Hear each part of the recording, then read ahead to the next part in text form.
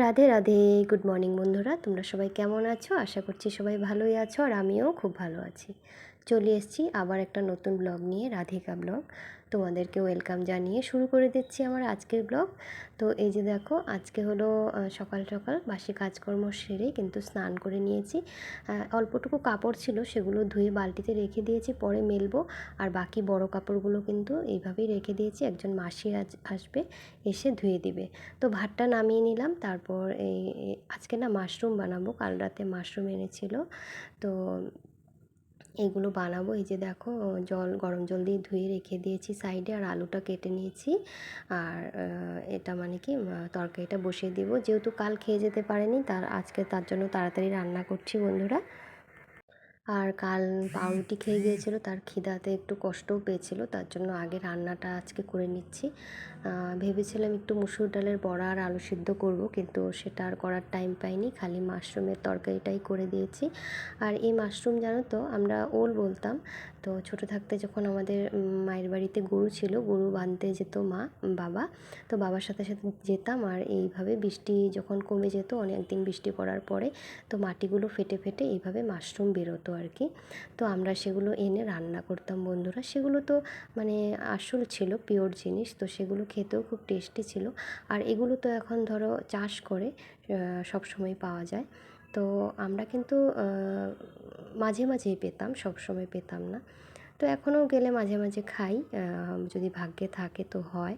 অনেক সময় মাটির ঘরেও মাটি ফেটে হয়। তো যাই হোক, আমার রান্না হয়ে গেছে মাশরুম। এটা একটু রসুন পেঁয়াজ দিয়ে এইভাবে বানাতে হয়, মানে একটু ঝাল করে, তো মাখো মাখো করে বানাতে হয়। তো যাই হোক, আমার কালকের সবজি আছে, বাঁধাকপির তরকারি আর ডাল। তো আজকে খালি মাশরুমেই করেছি। তো যাই হোক, আমার রান্নাটা হয়ে গেছে।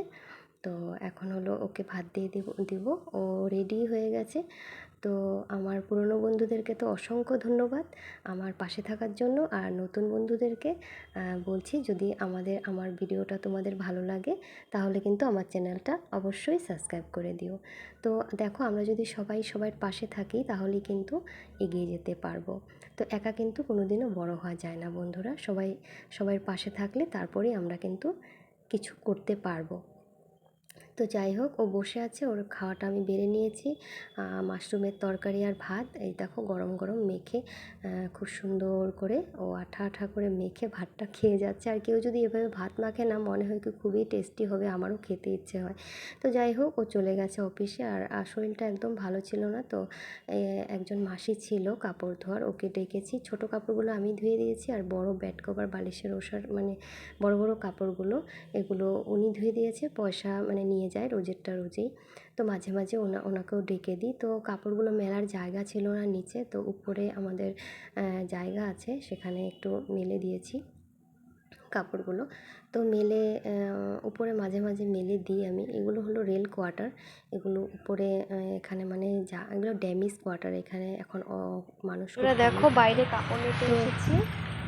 কীরকম রৌদ্র উঠেছে আজকে আমাদের এখানে। তো আজকে সকালে রান্নাবান্না তো শেষ হয়ে গেছে, তোমরা তো দেখেছই।